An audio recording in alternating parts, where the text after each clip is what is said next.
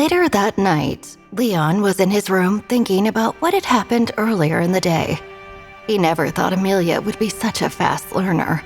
If only she had been given a proper education when she was young, she would be the most knowledgeable princess around, not to mention her sword skills, which were improving every day. In fact, she might really surpass his own sword skills if she practiced diligently.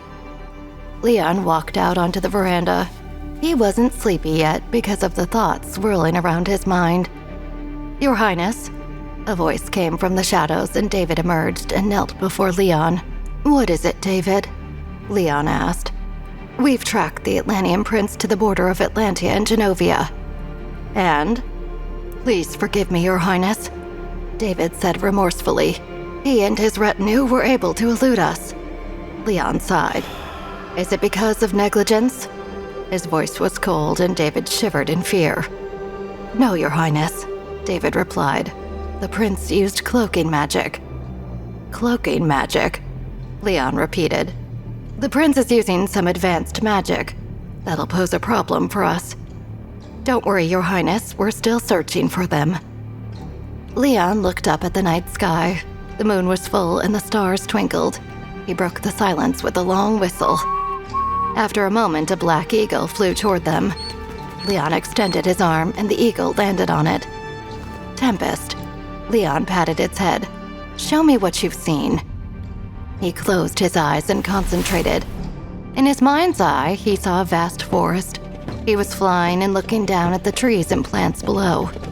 Then he saw 5 men on horseback, one of whom was a platinum-blonde young man riding next to a middle-aged man wearing the robes of a priest from the Church of Genovia. The men were treading carefully into the thick, dense forest. The cloaking magic was in effect, so they were invisible to the naked eye. But Tempest, Leon's familiar, was no ordinary black eagle.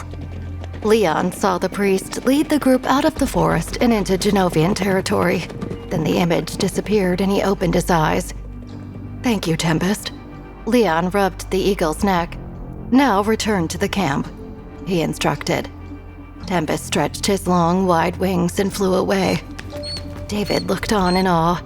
He still didn't understand how Leon could communicate with his familiar or see what Tempest was seeing, past or present. It was beyond his understanding, but he was a little jealous. He had also worked with birds that were used for sending and receiving messages, and he would have liked to have a power like the prince had, to communicate with his eagle. "Tell your men to stop searching for the Atlantean prince and withdraw," Leon said. "What do you mean, Your Highness?" "The prince has been taken to Genovian territory." "Genovian territory?" David asked curiously.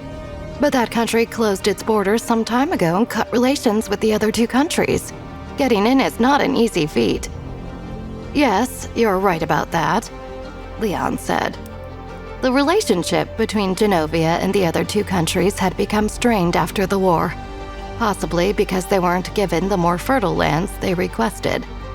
Ever since then, they had kept their borders closed and were keeping to themselves. A priest came to escort them inside their territory, Leon explained. "A priest?" David was shocked. "Does this mean they're starting to work with Alvania to search for the forbidden magic?" "Maybe so," Leon replied. David looked at his prince deep in thought. Genovia's interference intensified the seriousness of this issue. "What are your plans, Your Highness?" he asked.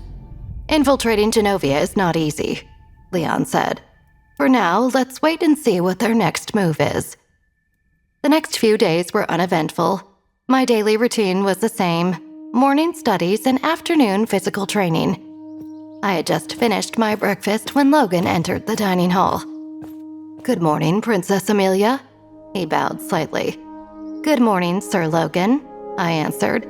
"I'll be in the classroom shortly." "That won't be necessary," Logan smiled. "Won't be necessary?" I looked at him confused. "Why is that?" I asked. "Because we're going to town." Logan's smile widened. "To town?" I asked in disbelief. "But I can't go without permission." The prospect of going to town was tantalizing, but I didn't want to get my hopes up since my stepmother wouldn't approve. "Why are you frowning?" Logan asked. He slowly approached me and cupped my chin. Smile. You're most beautiful when you smile. Beautiful? I felt my face get hot. I might have been blushing again. Logan looked amused.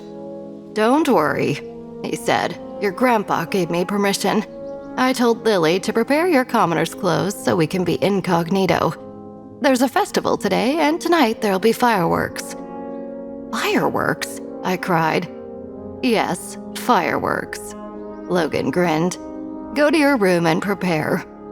He patted my head. I will, right away, I said, standing up and rushing excitedly to my room. Hey, I'm Amelia. If you're wondering what happens next, download the Pocket FM app now and listen to the exciting episode of The Forgotten Princess.